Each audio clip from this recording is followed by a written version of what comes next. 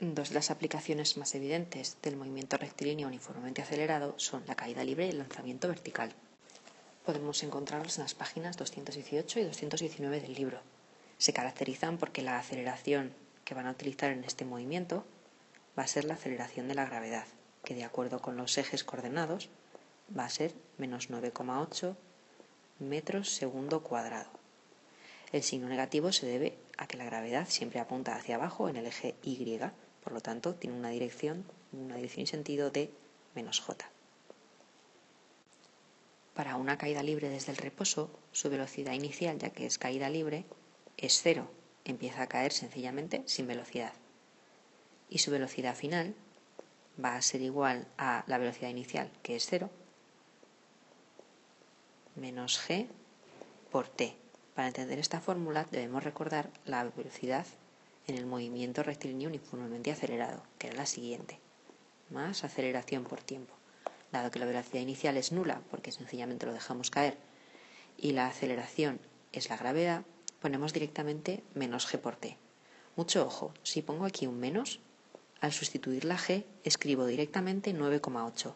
No pongo menos 9,8 para que se anule el menos, ¿de acuerdo? Esto es muy importante. Solo pongo el menos una vez. Con eso tenemos la fórmula de la velocidad. Con la fórmula del espacio pasa lo mismo. Si nuestra x era x inicial más velocidad inicial por tiempo más un medio de la a por el tiempo al cuadrado, en primer lugar decimos que la velocidad inicial era nula, ya lo hemos visto antes. La velocidad inicial es 0. Y como ahora estamos en el eje Y, en lugar de poner x, vamos a utilizar alturas. Desde una altura determinada vamos a llegar hasta una altura. Esto va a ser la altura inicial, hasta aquí arriba. Dejamos caer un objeto que cae con la gravedad, que llega abajo con una velocidad final, su velocidad inicial es 0, y llega a una altura que es la altura final, que habitualmente suele ser el nivel del suelo. Por lo tanto, la fórmula nos quedará así. Altura final, porque estamos en el eje Y, por aquello de distinguir un poquito, es igual a altura inicial, que siempre tiene que ser un número distinto de 0, porque no puede caerse del suelo, menos un medio de la gravedad por el tiempo al cuadrado. Estas dos son las fórmulas que vamos a utilizar cuando tenemos una caída libre en el cual dejamos caer algo sin que haya velocidad inicial. Es muy importante el detalle de no hay velocidad inicial. En un lanzamiento vertical cambia la situación, dado que la velocidad inicial va a ser distinta de 0. Pero tenemos que tener mucho cuidado con el tema de los ejes coordenados, porque no es lo mismo que yo esté aquí arriba y lance un objeto hacia arriba, por lo tanto su velocidad inicial será positiva, o que yo esté aquí y lance con todas mis fuerzas un objeto hacia abajo, con una velocidad inicial distinta de 0, pero negativa. ¿Por qué? Porque la velocidad al principio va hacia abajo. En ambos casos, la g va a ir también hacia abajo, y eso va a hacer que las fórmulas que nos queden sean las siguientes, teniendo en cuenta que la altura inicial va a ser esta de aquí. Esta va a ser la altura inicial y en este caso el suelo va a ser la altura final. Vamos a ver qué fórmulas nos quedan. En el caso de la velocidad, tenemos que la velocidad final es igual a la velocidad inicial menos g por t.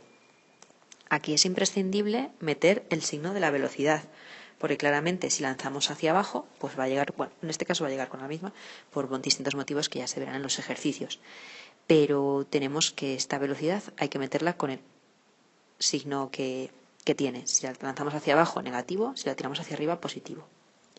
Y luego la altura, vamos a tener que la altura será la altura inicial más la velocidad inicial por el tiempo menos un medio de gt al cuadrado. Repetimos, aquí también hay que meter la hay que meter la velocidad con el signo correspondiente, y aquí meter directamente ya 9,8 si hemos metido el signo negativo aquí, ¿de acuerdo?